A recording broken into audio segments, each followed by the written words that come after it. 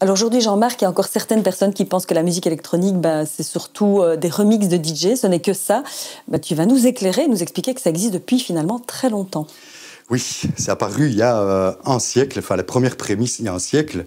Luigi Russolo, futuriste italien, son manifeste L'art des bruits, où il disait voilà, ce serait bien qu'on fasse de la musique avec autre chose que des instruments, des machines, donc en pleine période d'industrialisation, nouveaux sons qui arrivent.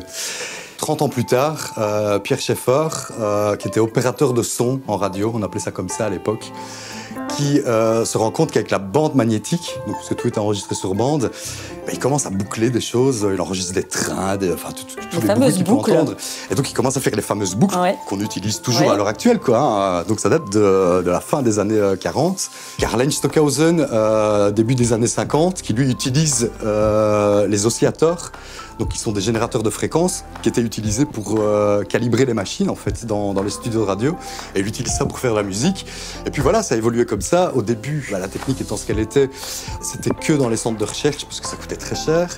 Et puis ça a évolué jusqu'à se retrouver fin des années 60, début des années 70, avec les premiers synthés accessibles, où on a créé des synthés avec un clavier de piano. Donc chose très importante, parce que finalement de cette création de son sans instrument, on en fait un instrument. On en fait un instrument, voilà, exactement. Les premiers, c'était les Beatles, ça a utilisé des sons électroniques dans leur musique. Et là, ça se popularise. Ça se popularise, ouais, voilà. Il y a eu toute la vague krautrock, Kraftwerk, Tangerine Dream, qui faisait de la musique électronique, donc début des années 70. Et puis voilà, ça a évolué jusque les années 80, 90, pour arriver à ce que c'est à l'heure actuelle.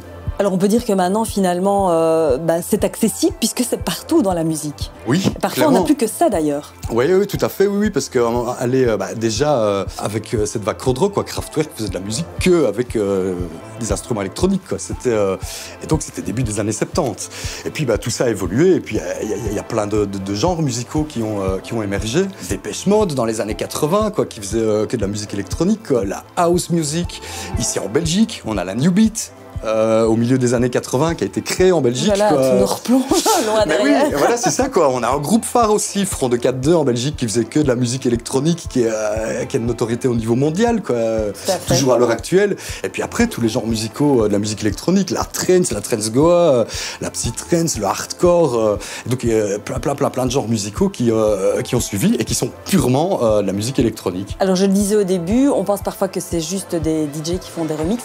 C'est important aussi d'en parler parce que finalement les DJ, ils sont beaucoup là dans les festivals de musique électronique. Ouais, Et le remix, ce sont des musiciens. Il faut le dire, ça a aussi beaucoup évolué à ce niveau-là. Oui, ça a évolué parce qu'en fait, à la base, le DJ, c'était le disque jockey qui mettait des disques dans les balles dans les années 60. Ouais. À la base, c'était ça. Et puis, voilà, le métier a évolué. Et on en arrive maintenant avec des DJ qui font des sets live, quoi. C'est des vraies créations, en fait. Voilà, oui, qui créent aussi, comme ça se faisait encore une fois dans les années 60. Le remix, c'est pas nouveau. Voilà, Blue Suit Shoe, je pense que c'est l'exemple le plus parfait par rapport à ça, que tout le monde attribue à Elvis, alors que c'est pas du tout un morceau d'Elvis, c'est un morceau de Carl Perkins, et que tout le monde a repris dans les années 60. Et c'était la même chose, quoi. C'est-à-dire qu'il y a un morceau et plusieurs personnes en refont quelque chose à leur sauce. À l'heure actuelle, en 2022, c'est la même chose. Le DJ va prendre 3-4 morceaux et il va en faire quelque chose à sa sauce, quoi. Voilà.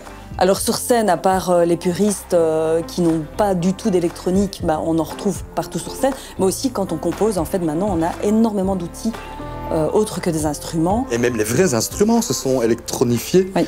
Je veux dire, les guitaristes, le premier à avoir lancé tout ça, c'était Jimi Hendrix, où à un moment donné, il se disait « Oui, mais moi, j'aimerais bien que ma guitare, elle sonne autrement que ce qu'elle sonne depuis trop d'années. » Et puis, ça a évolué jusqu'à, aller, par exemple, le guitariste de Nine Inch Nails, sa guitare, elle sonne comme un instrument électronique, alors qu'il joue sur une guitare, le mec, quoi. Voilà. Donc, beaucoup de choses se sont électronifiées. Les voix aussi. L'autotune, qui est tellement à la mode à l'heure actuelle, mais en fait c'est ça, c'est une électronification de la voix. C'est l'évolution des choses qui fait que, et c'est très bien que ça évolue comme ça, et que ça continue. Tout à fait, merci pour ces explications. Mais je t'en prie.